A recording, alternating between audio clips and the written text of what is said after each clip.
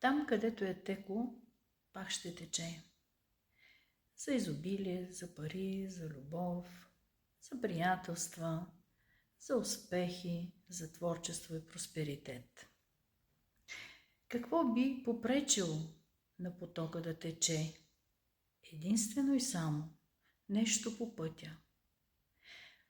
Нещо по пътя би могло да бъде травма на душата, на сърцето, на ума. Травма, която може да се отстрани професионално и с лекота.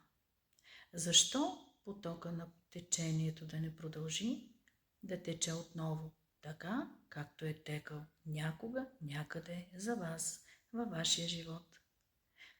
Това е мъдрост. Там, където е текло, пак ще тече. Нека